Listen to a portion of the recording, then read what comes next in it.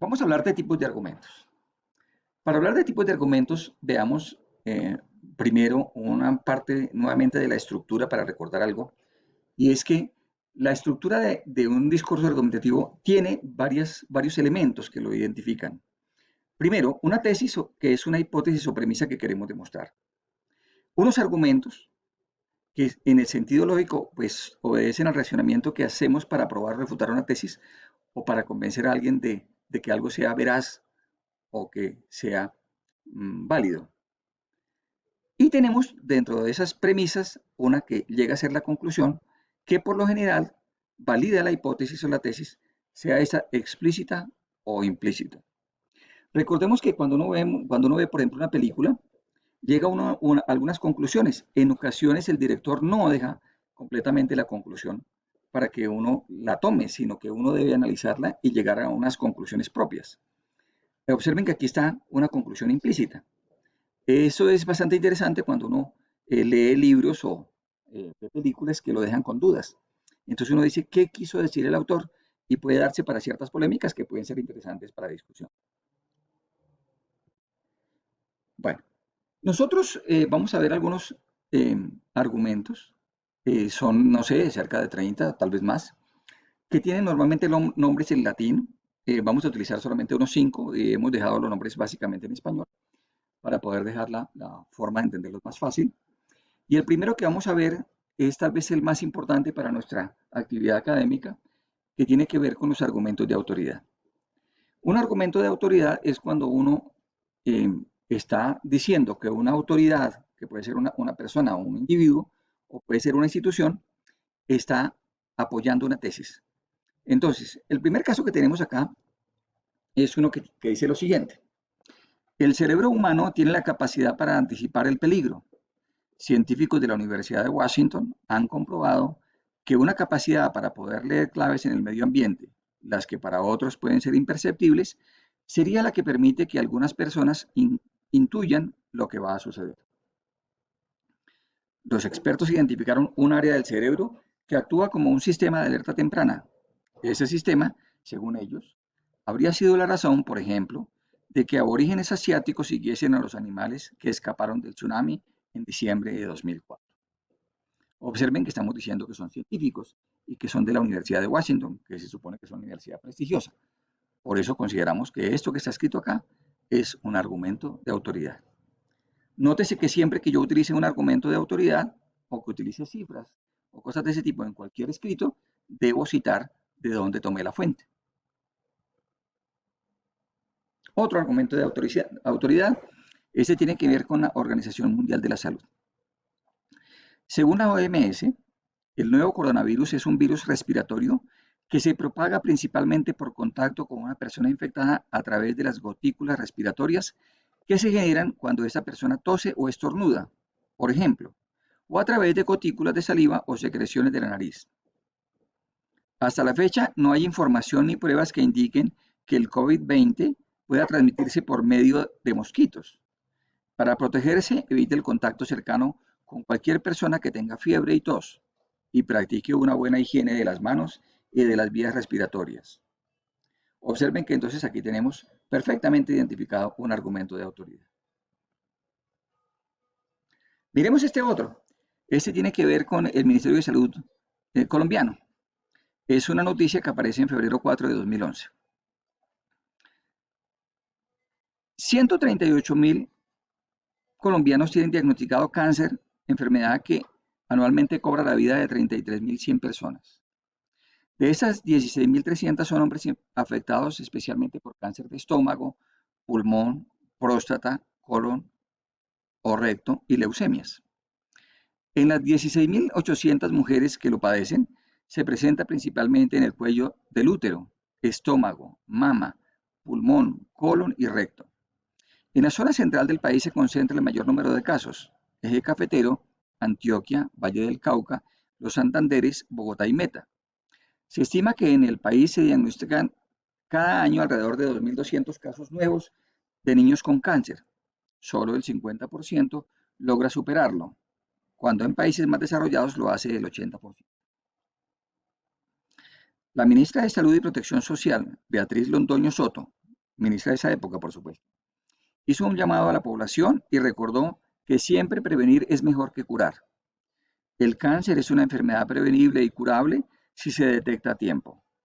Si se cambia el estilo de vida por hábitos saludables para como incluir en la alimentación el consumo de 5 frutas y verduras al día, tomar agua, hacer ejercicio y no fumar. Es posible reducir su aparición en un 30% aproximadamente, puntualizó. Ahí tenemos entonces otra fuente de autoridad. Allá tenemos varios ejemplos que nos permiten ver fuentes de autoridad. Veamos qué otras tenemos acá. Este otro argumento es el que está basado en datos y en hechos. Entonces dice que en ambos casos la información es irrebatible, pues descansa en hechos demostrables o en datos estadísticos. Veamos un ejemplo de hecho. La tesis, la contaminación daña la salud, puede ser apoyada con el hecho de que en las ciudades contaminadas han aumentado las enfermedades respiratorias.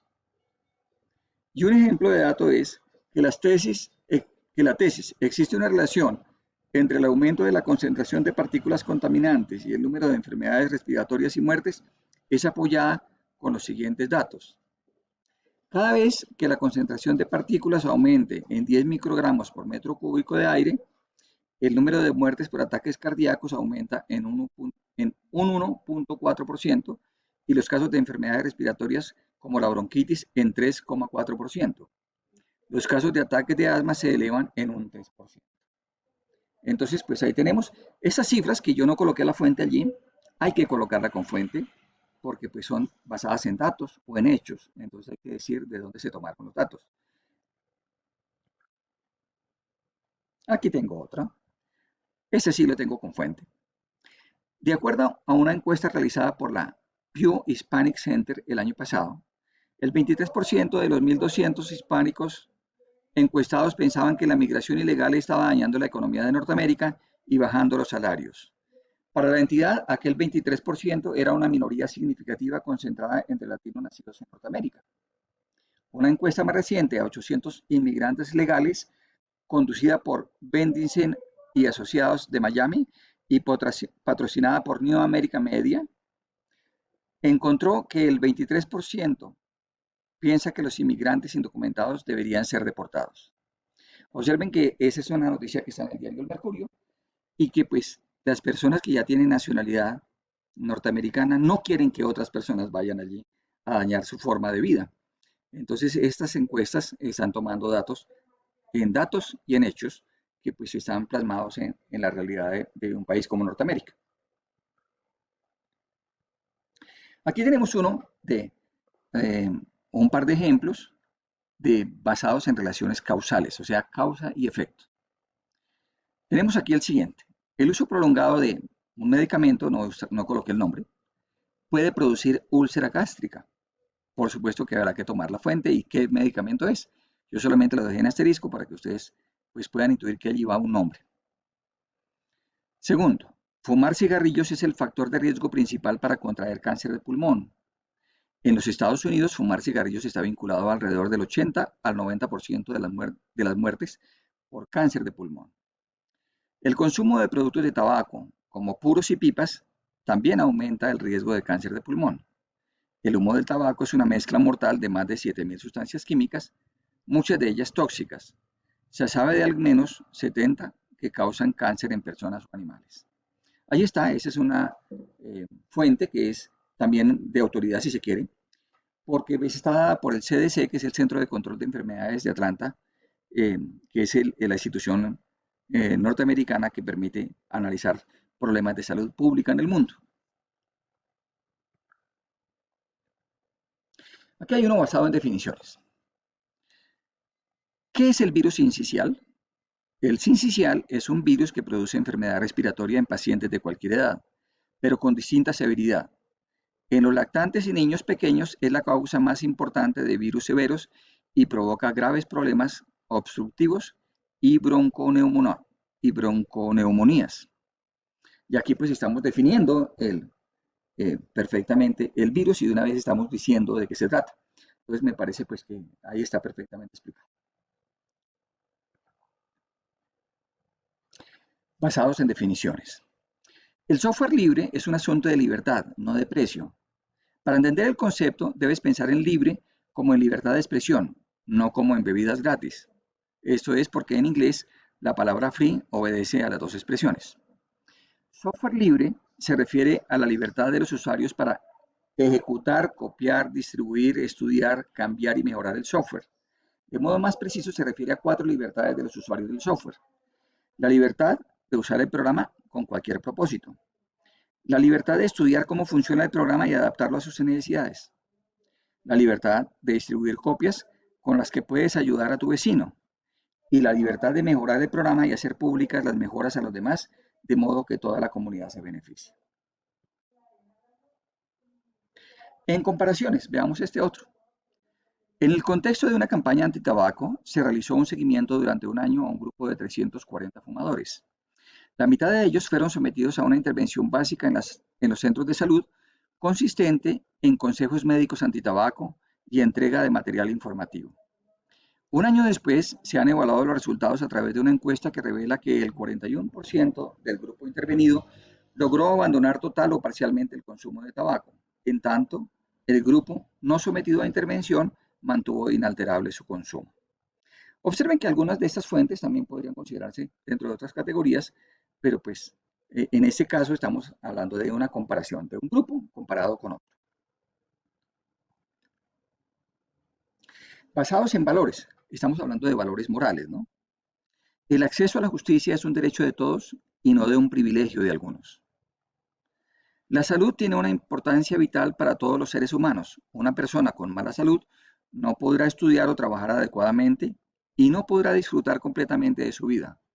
Por lo tanto, el derecho a la salud constituye un derecho fundamental de todos los seres humanos. Pues aquí tenemos que estamos hablando de valores, valores morales. Esta parte la voy a dejar para que ustedes la miren en el aula, que tiene que ver con cuando uno dice un argumento, es posible que haya otras personas que no piensen lo mismo. Y entonces hay que contraargumentar.